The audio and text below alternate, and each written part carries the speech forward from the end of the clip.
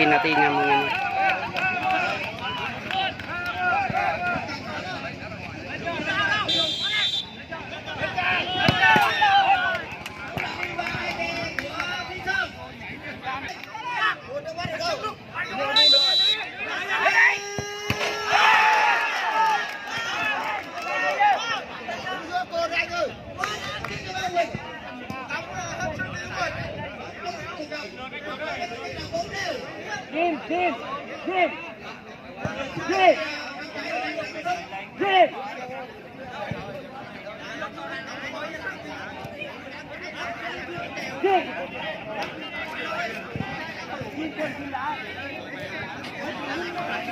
mút không mút nè không đi không vậy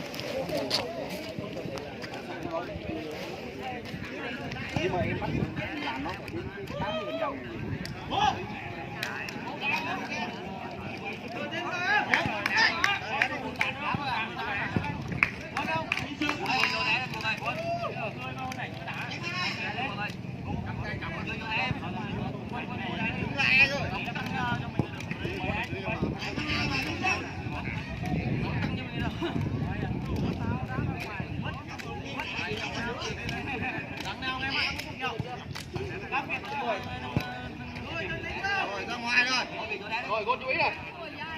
Đang ơi. wow. Số ban cho nên là 6 năm nghiêng về Dược Nguyễn Văn Cử.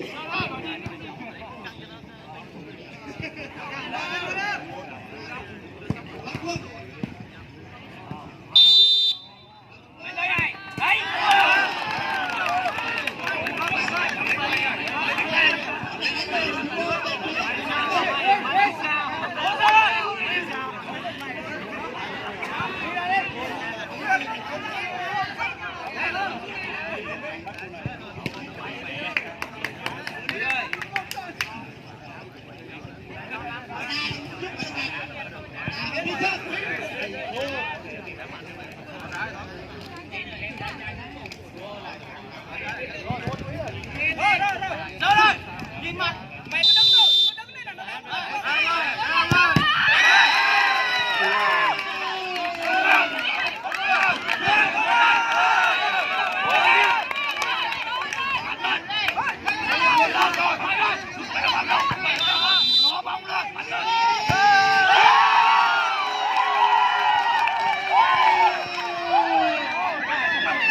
Ôi rất sôi động mọi người ơi.